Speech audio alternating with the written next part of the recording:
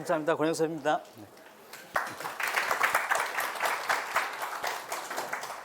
체크하는 동안 최희찬 교수님은 옥종석 교수님 부탁하셨지만 저는 제가 부탁했어요. 타픽이 너무 중요해. 교수님 제가 꼭 발표하고 싶습니다 하고 왔습니다. 네, 제목은 말씀드린 대로 ACSM이 이 자격증 이름을 운동생리학자로 바꿨습니다. 그것에 대한 어떤 의미가 있는지 보는 것이고요. 네. 졸업하고 나서 미국이건 일본이건 한국이건 자격증이 있어야 될 거 아니에요. 우리가 라이센스가 없다 보니까 자격증이 있어야 되잖아요. 그렇잖아요. 그렇게 해야지 뭐 소송도 당하지 않고 그럴 수 있습니다. 졸업하고 나서 자격증을 하나나 두 개 정도 딴다면 어떤 자격증을 따야 될까? 일단 미국에 있는 자격증들 좀 이렇게 집어넣어 봤어요. 여기서 어떤 자격증을 한 개 정도 딴다면 어떤 자격증을 따야 될까요? 저렇게 많습니다. 근데 저거보다 훨씬 많아요. 이렇게 한 저 정도? 저거보다 훨씬 많습니다. 이 정도는 돼요. 여기서 골라야 돼. 하나나 두 개. 못 고르면 10개, 20개 따야 되잖아요. 이 1998년에 미국에서만 250개 정도가 자격증을 제공했는데 지금 2019년이니까 넣을 수가 없어요. 넣을 수가 없어요. 너무 좋은 데도 있고 안 좋은 데도 있고 알 수가 없습니다. 다시 한번 여기 좀 좋다고 하는 자격증들인데 그중에 좀 추려보면 NSCA 아시죠? 그 다음에 ACSM 두 개의 협회가 그나마 가장 괜찮은 것 같습니다. 그러면 닥터건, 제가 닥터건이라 할게요. 닥터건 왜 저 두 학회가 좋지? 이렇게 물어보신다면 두 학회가 오피셜 저널이 있어요. 다른 학회는 없습니다. 다른 협회는 없습니다. 그렇다면 다른 협회는 컴퍼니라서 회사. 그렇지만 이 어소시에이션은 두 개의 오피셜 저널이 있네요. 그러면 여기는 정말 협회고 학회가 많네. 그리고 우리 운동사에도 벌써 이미 있잖아요. 운동화 학술지도 있고 지금 이제 아시안 키니잘러지로 바뀌었는데 이거는 좀 괜찮네요. 그래서 운동학회가 대한운동사협회가 한국으로 치면 가장 좋은 초이스가 될 수 있는 겁니다. 또 중요한 건 뭐냐면 이런 어소시에이션들이 갖고 있는 스탠포인트 뭐냐면 우리의 입장. 뭐 탈수에 대해서 우리의 입장은 이렇다. 무슨 스테로이드 호르몬에 대해서 입장은 이렇다. 또는 가이드라인, 우리 신체 활동 가이드라인 이렇다. 그래서 ACSM과 NSA는 둘 다 스탠포인트도 있고 가이드라인도 있습니다. 대한운동사협회는 제가 아직 체크를 못 해봤는데 아마 논문으로 많이 나와 있을 것 같아요. 그렇다면 그나마 좋은 협회들이네요. 이쪽이 서티피케이션 딴다면 아주 좋은 초이스잖아요. 그게 우리 대학을 다닌 이유고. 네. 그런데 이런 ACSM이 자격증 명칭을 최근에 3년 전이에요. 하나는 피트니스 산업, 하나는 임상 분야. 이름이 저렇게 됐었습니다. 헬스 피트니스 스페셜리스트 또는 클리니컬 엑서사이즈 스페셜리스트였는데 이름을 바꿔버렸어. 둘 다 엑서사이즈 피지올로지, 운동 생리학자로 바꿨습니다. 제가 운동 생리학 전공이거든요. 이분 제가 운동 생리학 전공인데도 이름을 운동 생리학자로 바꿨어? 그래도 되나? 이런 느낌이 정도 들 때였어요. 메이크 센스 하죠? 네. 이름이 운동 생리학자야? 왜 운동 생리학자 정말 프로페셔널인가? 이렇게 질문해 볼 수 있어요. 그러면 다시 한번 그게 그냥 ACSM에서 한 건지 제가 미국 노동통계국에 들어가 봤습니다. 통계에 들어갔더니 저기 이름 보세요. Exercise Physiologist, 운동생리학자라고 정말 나와 있네요. 운동생리학자가 자격 이름이 맞아요. 네. Physical Therapist 이렇게요. 그래서 보니까 어떻게 나와 있냐면 중요한 게 여기 있습니다. Improve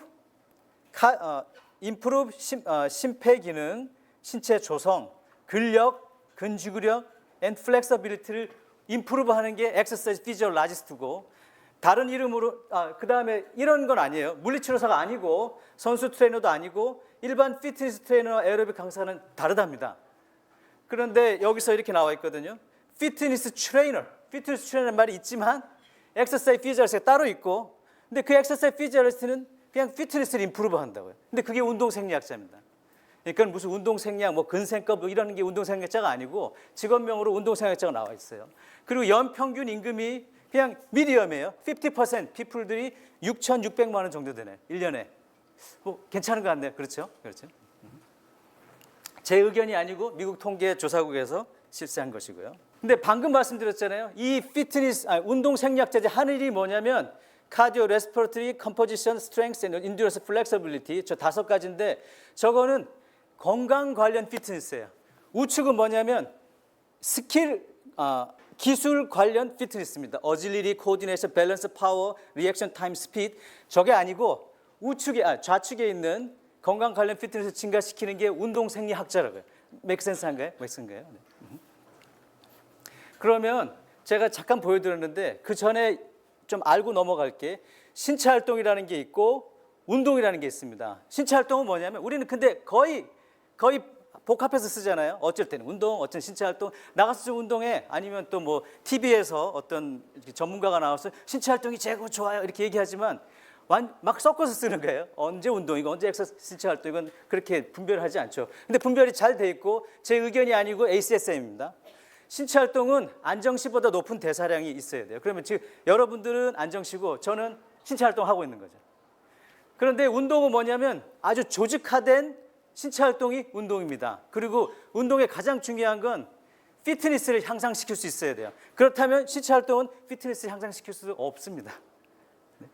뭐 파지티브하게 하겠지만 시그니피컨트 할 수 없어요. 그러면 스포츠는 오락을 위한 경쟁이라고요. 세 개가 전혀 다르네요. 그렇다면 저 데피니션에 의한다면 크로스핏은 운동일까요? 스포츠일까요? 크로스핏은 스포츠입니다. 그리고 크로스핏에서 상해를 많이 받거든요. 근데 대부분 그러니까 소송을 할 수가 없어요. 상해를 입어도. 왜 못할까요? 크로스핏이 스포츠니까. 만약에 크로스핏 협회가 우리는 운동이야 했으면 수할 수 있어요. 그럼 다시 한 번 더. 크로스핏이 그들의 인스트럭터를 코치라고 부르나요? 트레이너라고 부르나요? 크로스핏. 코치라고 부르죠. 그럼 크로스핏은 스포츠잖아요. 맥센스한가요? 이제 그런 이유가 있었네. 그럼 신체 활동, 운동, 스포츠인데 우리가 운동이 오직 신체 활동이 피트니스를 향상시킬 수 있다고요. 그러니까 운동 생리학자란 말이 잘 맞는 것입니다. 예, 다시 돌아가 볼까요? 저기 그 디스크립션 잡이 어떤 잡인지에 대해서 제가 거기에 맞춰서 방금 설명드렸습니다. 그런데 그 전에 하나 더 말씀드릴 수 있는 게 American Society of Exercise Physiologists Association이 있었는데 이미 1997년에 운동 생리학자라는 명칭을 쓰기 시작했었습니다. 한 20년 전에. 20년. 너무 시대를 앞서갔어요. 네. 근데 이 협회는 정말로 운동 생리학자를 대변했고 ACSM은 11% 정도만이 운동 생리학자예요. 그러니까 대변할 수가 없는 거죠, 사실은. 그냥 스포츠, 이렇게 스터디, 학회나 협회라고 볼 수 있습니다. 대변하고 그러진 않아요. 자, 다시 한번 ACSM이 최근에 들어서 운동 생리학자로 이름을 다 바꿔버렸는데, 다 바꿔버렸는데 20년 전에 이미 운동 생리학자 자격증을 쓰는 협회가 있었고 바꿔버렸고 조금 시간이 지나니까 트레이드 마크를 붙여버렸어요. 이 얘기는 그 20년 전에 만들었던 학회가 그 이름을 못 쓰게 하겠다는 겁니다. 맥센스한가요? 트레이드 마크 됐잖아. 이제 뭐 나이키나 아디다스 이렇게 된 거예요. 운동 생리학자라고 다시 다른 협회가 만들 수가 없습니다. 네. 그렇잖아요. 저 보시면 R 마크가 있죠. ACSM 자격증에는 R 마크가 다 있어요. 다른 협회는 쓸 수가 없어요. 자, 그 정도가 지금 ACSM이 그런 의도를 볼 수가 있고, 왜냐하면 ACSM도 그 자격과 그 비즈니스도 하니까요. 그런 의도를 현재까지 볼 수 있었습니다. 그러면 보건 분야에 주는 의미에 대해서 알아야 되잖아요. 그 현 시대의 보건은 어떤지. 헬스케어를 하고요. 많은 학자들이 어그리하는데 예전에는 저런 간염성 질환에 인해서 많이 죽었어요. 에이즈 걸리면 다 죽는다고 생각했잖아요. 그렇잖아요. 뭐 홍역 걸리거나 B형 간염 걸리면 전염성 질환을 죽는데 사실 저런 질환으로는 이제 거의 죽지 않고 대부분의 사망률, 질환율 등은 이렇게 대사적인 질환, 당뇨, 알츠하이머, 오비시티, 캔서, 페리 리버 이런 것들로 죽는다고요. make sense한가요? 네. 그런데 이런 질환이 가장 중요한 게 뭔가요? 영양, 운동, 스트레스 등등이잖아요. 그렇잖아요. 그 중에 운동 부분이 있고요. 대사적 질환이 중요하구나 알 수 있었습니다. 그러면 그런 대사적 질환이 어떤지, 유병률이 어떤지 미국 같은 경우는 절반 이상이 당뇨 전 단계라고 합니다. 엄청 많죠. 근데 잘 모르는 이유가 대부분 자기들이 몰라요. 내가 당뇨가 있는지 없는지. make sense한가요? make sense? 대부분 어떤 사인과 심톤을 느끼 때면 이미 질환이 된 거죠. 근데 그전에는 잘 몰라요. 왜 그러냐면 헬스케어가 미국의 보건이 좋지가 않아요. 그렇게 잘 사는 나라인데도 헬스케어는 아주 나쁩니다. 보험도 엄청 비싸고 제가 캘리포니아 주립대 교수인데 제가 그 주립대에 간 이유가 보험이 좋다고 주변에서 거기 보험이 너무 좋아 거기 가봐 그래서 제가 캘리포니아 주립대에 갔더니 제가 제 월급에서 한 달에 한 500만 원 정도 50만 원 정도 보험금으로 내고요. 제 월급에서 학교에서 한 250만 원 정도 내줍니다. 한 달에 300만 원 정도가 보험비예요. 저희 5인 가족이거든요. 5인 가족. 네. 그러면 어떻게 생각하시면 아프면 그냥 병원 가면 다 해결되겠네. 근데 제가 사는 곳이 조금 외떨어졌거든요. 의사가 없어. 좀 간호사들 해주고 그다음에 가면 2주 기다려, 4주 기다려. 제가 지금 어깨가 좀 아픈데 지금 4개월 동안 아직 의사를 못 만났습니다. 네, 그 정도예요. 돈이 있으면 뭐해? 그 전혀 중요한 게 아니에요. 네. 헬스케어 시스템이 그렇습니다. 네. 그렇다는 얘기는 아프면 안 되는 거예요. 아프면 완전히 종속되는 거죠. 네. 그런 상황이고요. 어쨌든 그런 상황인데 당뇨 환자나 프리당뇨 환자가 50% 이상이 넘는다고요. 이게 만약에 로스앤젤레스 타임이 의도적으로 그런 뭐 페이크 뉴스를 만들었다면, 그래서 한번 CDC도 체크해봤어요. CDC 체크해봤더니 저렇게 나오네요. 당뇨 타입 2가 3천만, 프리다이비시 8천만. 그래서 합쳐서 한 1억 1천 정도. 스틸 엄청 많은 거죠. 우리 인구보다 2배나 넘잖아요. 네. 그 정도가 프리다이비리 앤 다이비리라고요. 네. 이 얘기는 일반인들 운동시키려면 당뇨에 대해서 잘 알고 있어야 됩니다. 그렇지 않아요? 예전 같으면 나는 당뇨 환자랑 일하고 싶어. 그래서 임상운동 생리학을 공부해야겠어. 그런데 그게 아니에요. 그냥 일반 사람 하려고 그래도 당뇨에 대해서 다 알고 있어야 됩니다. 맥 센스 한가요? 네. 그래서 내일 제 특강 2에 더 자세하게 말씀드릴 건데 지금은 그게 목적이 아니니까요. 운상 생리학자가 목적이니까. 네. 그 다음에 또 대사적인 질환, 우리 치매라고 쉽게 얘기하잖아요. 치매, TV를 보시거나 어떤 뭐 좌담 같은 걸 보면 아직까지 확실히 잘 밝혀지지 않았다 이렇게 얘기하는데, 이건 판매돼서 쉽게 찾아왔어요. 치매의 별명이 있는데 제3당뇨라고 합니다. 치매의 별명이 제3당뇨래요. 이 얘기는 대사적인 질환이구나 확실히 알 수 있겠죠. 그렇잖아요. 네. 그러면 치매가 있는 사람을 테이크할 때도 당뇨에 대한 확실한 어떤 언더스탠딩이 있어야 되겠고요. 운동생리학도 마찬가지입니다. 왜냐하면 대사잖아요. 대사를 이해하려면 생리학인데, 근데 이게 그냥 일반 대사라가 아니라 운동 중의 대사잖아요. 그래서 운동 대사를 이해해야 됩니다. 맥센스인가요? 맥센스인가요? 그리고 미국에서 통계를 내봤는데 80세 이상의 부부 중에 2명 중에 1명은 치매라고 합니다. 그러면 미국에서 제가 또 캘리포니아 주립대 간 이유가 졸업하고 은퇴연금이 좋대요.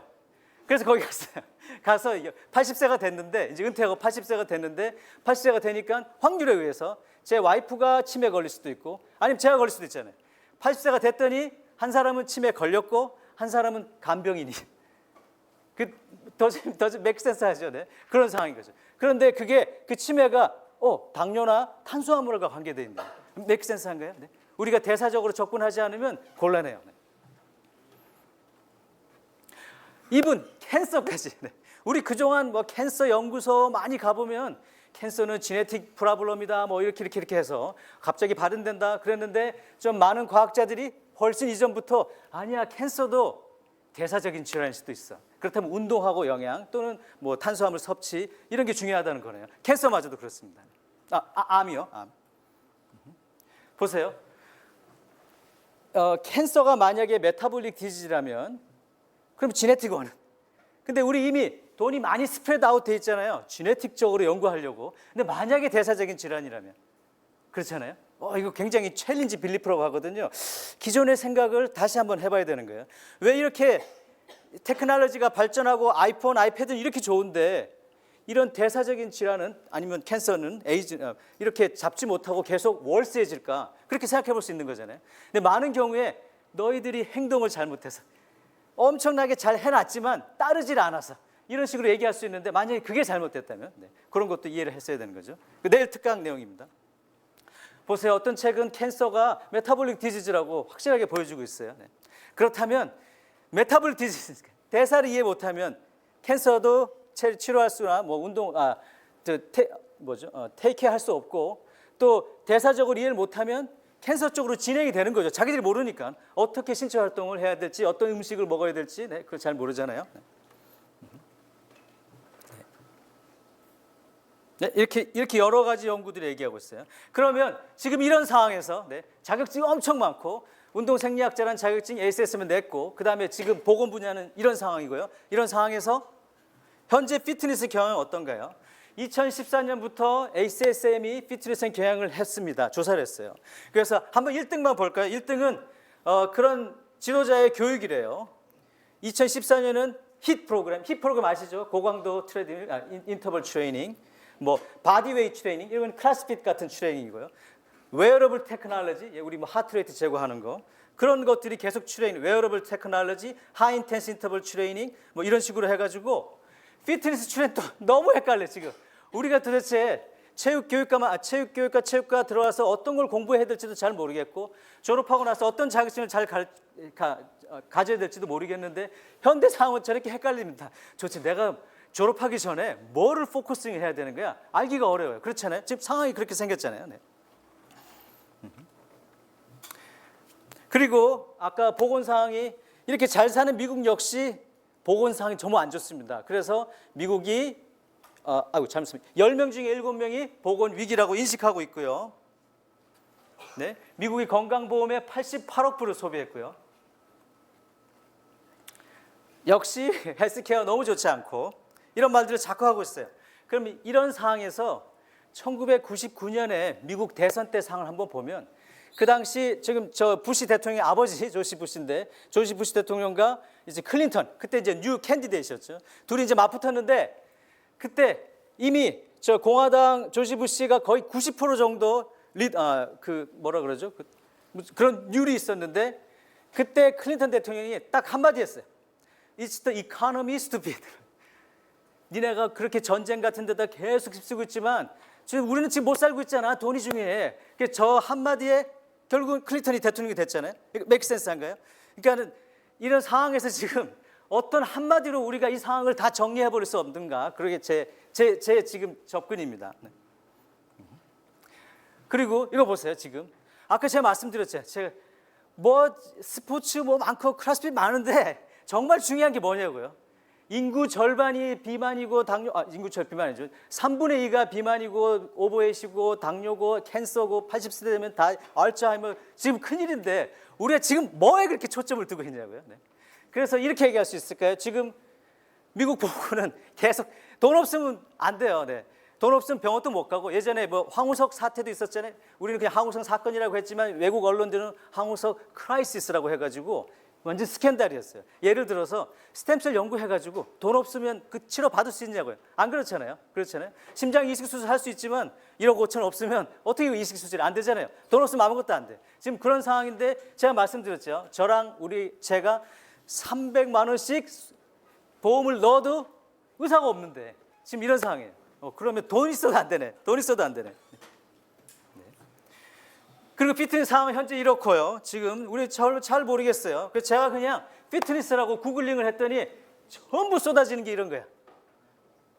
어떤 헬스 릴레이트 피트니스 컴포넌트에 포함이 되어 있는, 예를 들어서 어떤 게 심폐지구력, 어떤 게 근지구력, 근력, 바디 컴포지션 또는 플렉서빌리티를 증가시킬 수 있냐고요. 그게 피트니스거든요. 그게 엑서사이즈고.